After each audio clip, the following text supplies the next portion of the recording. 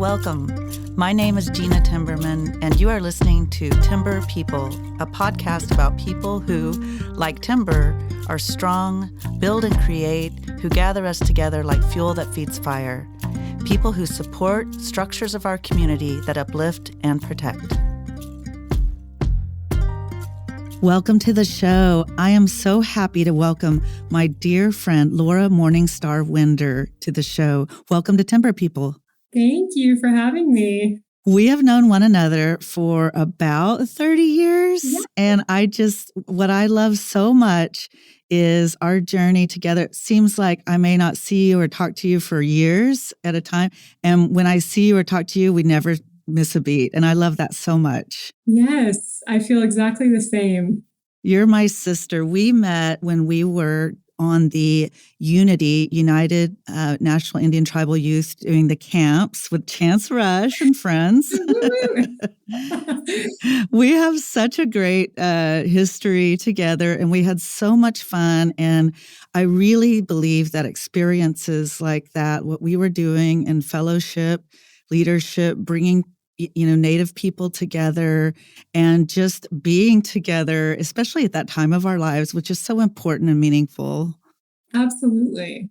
Yes. Yes. Today, I want to talk a bit about your history. I want the listener to really learn a little bit about your background and this incredible book that you are.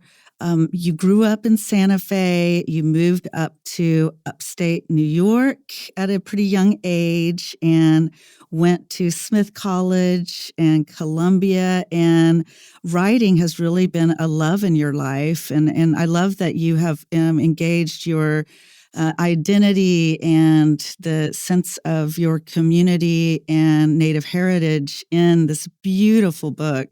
And I'm so excited to talk about it. Thank you. Me too. Oh, my goodness. So I want to hear about Tasiawelanu and the healing blanket. And it's just an incredible story of growth and identity. And I can't tell you how much it just warms my heart. And I'm so happy for you to see all of the photos and everything that you're posting on social media, about seeing it in the bookstore and hearing about you narrating the book and connecting with the world around you through your writing. Yes. Well, I can tell you it kind of has a history in Santa Fe because my mom went to Institute of American Indian Arts, which is where I sort of spent my formative years, my sister and me, roaming the halls. And this was the old campus. It was on Cerrillos. Now it's moved and it's a beautiful campus. So I think what's really exciting is that it's kind of a mix between my childhood and also my son's childhood and kind of not wanting to leave Santa Fe. I was, maybe 12 when we left the area. And I hated it. I was so upset. We went to upstate New York, to Oneida, New York, to the reservation there, which is where my mom's father is originally from. And, the namesake Winder comes from my great-grandmother, Mary Cornelius Winder. And they just opened this big I guess it's not really the Elder Center. It's the Mary Cornelius Center. And just sort of honoring her and all that she's done in her past, getting gaming and fishing rights for Native Americans in upstate New York, all before the age of 21, without a formal education. I mean, she is just a rock star powerhouse. Really cool to kind of have that in the blood, in the lineage. And then the part about my son is more leaving Massachusetts and moving into the city. And he kind of called it our first apartment. He was like this shoebox room, this tiny apartment, and that kind of is like the through thread of both of us being kind of rebellious of leaving, a place because our parents wanted us to and for their own, reasons or whatever. But the book really is about the connection, which a lot of my writing is really the connection between the youth and the elders, which is another through thread between you and I of, working with community for so long and sort of everything that J.R. Cook built. And then, all of us kind of carrying that on and future generations doing the same thing. And I think that's what this story is just, appreciating everyone. I think there's also a larger theme of like some people feeling they don't fit in, kind of, not just moving to a new space and a new place, whatever age you're in, but maybe starting over in a career. I think it's relatable, but also just as Native people, is the blood on this side? Is it on that side? How much does it count? And kind of, I mean, there's just so many different ways you can go about this. And that's kind of, where the book just hopefully takes people to have a deeper conversation. So, I love that. A book like this really transcends the different race, religion, culture. It says humans and tribal peoples. We seek that belonging to our communities, but it's about an individual's identity and their growth and how important our elders are to us, which I really think that resonates with everyone. yes, exactly. Yes. And it kind of, you're right, it does transcend through also just having that grounding and rooting down in who you are and having that acceptance. And then being able to, once you have that, you're able to give back to the community. And that's kind of that two-pronged, way of life of feeling like you belong in some way to a community and then being able to give back and then allowing others, giving them the permission to do the same. And it just has that ripple effect of being able to reach so many people across the world. Absolutely. The name is really intriguing and poetic to me. I'm interested, I'm sure, as well as the listener, to learn about how you came about the name of this beautiful book. Okay, yes. Well, I've mentioned this in the past. It's a completely made up name. I actually was gonna name my son something completely different before he has his name now, which was Tasiawelanu.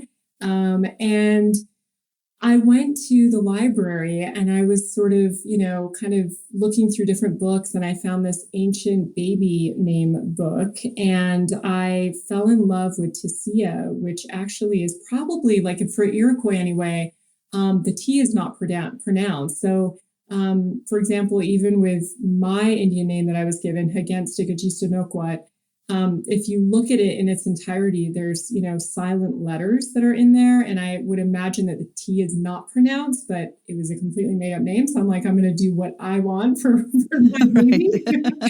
So Tasia is from the Taino tribe.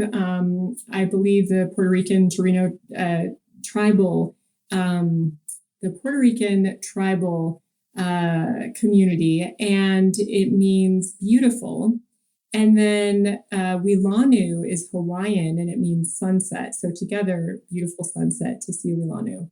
That's really interesting and symbolic. You think of like sunset, it's that changing of the time of day, with the story of change of geography and of the location and sunsetting, you're looking to a new day. I think Yes. that's really interesting to think about this coming of age experience and also the fact that the healing blanket is, that's really beautiful as well because for many of our indigenous cultures that we really identify with that sense of that blanket of having that around us and the warmth and it has been really and it has been symbolic of the friendships and relationships we have around us. Yes. Oh, I love that connection. That's true. Like the new day. And even so my Indian name that I was given, Hagenstigajistonoquat, is, and it's hard to translate, but it's that first moment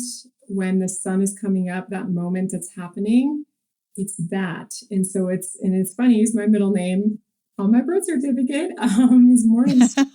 And so I'm like, how is that possible? Like, how did that come about that that was the name that was given, But yeah, that kind of goes back to the book as well. I love how you made that connection, that new day. And yeah, and also very relevant to Santa Fe, as you know, personally, like coming here beyond just Indian market, but just, when you visit Santa Fe, like people come for the sunsets. I mean, it's just, oh, so all around it kind of all fits. Yes. I love that. It's beautiful. I mean, it's really been so well received in your community. That has to feel really great. I know you've been a writer for years and you have, are accomplished in nonfiction and lifestyle and profile pieces. And this is really great. Do you see other children's books in your future? Well, I've kind of switched things up a bit. I'm actually working on a thriller, which is a young adult book that is a mix between three different shows that I really love. One is The Bates Motel. And Yes, because, I love that. yeah, it's The Bates Motel. And I joke because my son and I, like I'm Laura, he's Lauren. And so we joke and say Norma and Norman Bates, Laura and Lauren. Right. Whatever. But it also has sort of the New York stamp, which is, a lot of my themes are New York and New Mexico, my two favorite places, kind of like Georgia O'Keeffe. And yeah, it's like, and then also a little bit of Gossip Girl. That's sort of the New York anchor. I love it. Yeah, and then Pretty Little Liars. So it's all of those, and takes place, of course, surprisingly, in New Mexico and New York City. So I love it. And, I'd say that children's book, it really is a book for all ages. And it's a great gift as well, because it does, again, really resonate with so many different people from so many different backgrounds. And I imagine you're having so much fun with the recognition that it's receiving. I am. And I also want to just throw in there, too, it's a really long book. So it's really good to put kids to sleep. I love it. I love it. I know my niece would love it too, and I can't wait to read it to her. Yes. And the illustrations are incredible. Oh my goodness, thank you. I'm glad you mentioned that. I was hoping to say that too. Larissa is absolutely amazing. We met on Upwork, and there was about 90 proposals that I got back, and she was the third one that I clicked on, and I went to her Instagram and immediately fell in love with her work. She's unbelievable. I encourage everyone to go to her page and, oh my gosh, hire her, look at her stuff, follow her. She's incredible. I love it. You've probably made so many different new relationships through the Authors Guild and the New Mexico Book Association. I know you've been a member of those entities for some time. Yes, I actually joined the board of the New Mexico Book Association, which has been really incredible. And through one of our galas that we had, my book was submitted and it won as one of the finalists. So it has one of those New Mexico stickers on it, which actually goes to the, I guess it would be the book maker, which is really cool. And yeah, so very exciting. I think everyone's taken a part in it. And it's that community kind of, through thread that keeps us all together and keeps us connected. So, yes, the internet has this interesting place in the identity, the experience of a book, and the history.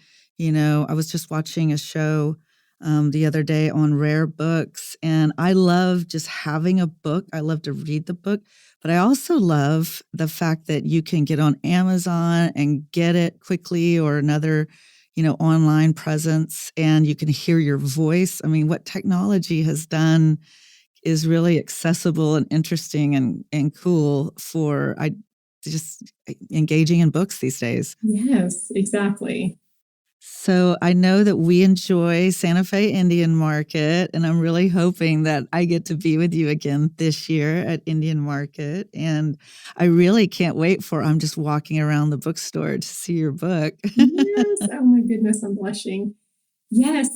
It's so nice to have this connection here and, to meet up. It seems to be like time just flies by in between. And, like you mentioned too, it's really cool to not only just, be here to support local artists and discover new artists, but also just that, connection of friendship and sistership and, from everywhere. It's like, I know I walk around with you and I'm like, oh my gosh, she is like the mayor everywhere she goes. Everywhere she goes. I'm always Thank you. Like, I love being with you, and we have so many mutual friends, and it really does feel like connecting with the extended family when we're out there and when I see you. And I know that so many people will really enjoy and love just being with you and also just experiencing that bit of magic that your book brings to the world. Thank you. Now, if a listener wants to learn more about where to purchase, or if you have a website, do you have that to share? I do, yeah. So you can actually go to laurahwinder.com. It's also, the way that I did the book was to first be able to get into the mom and pop shops, so bookshop.org. You can also go to Amazon, you can go to Barnes & Noble, and any local bookstore can order it.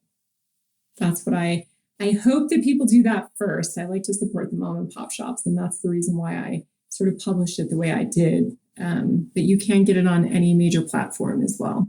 Absolutely. That's really great. We need to get you to Oklahoma to do a reading at like the First Americans Museum or somewhere around here. I would love to. Yes, I would love to. I would love that. Another chance for us to catch up. So yes, sign me up. Oh, put me in, Coach. I'm always for that. Yeah. You can always come stay with me too. Yes.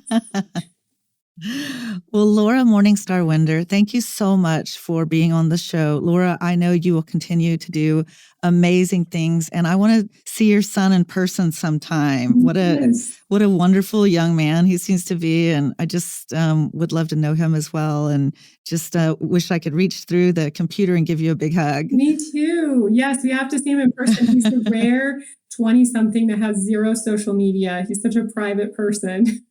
So, I love that, and I'm jealous about that too. I know. In some respects. Exactly. Well, thanks for having me. It's been an honor. Thank you so much. Come on the show anytime, and I can't wait to see you. Thank you. Thank you. Yakoki. Yakoki. Thank you for joining us. Timber People is brought to you by the Possibilities Podcast platform.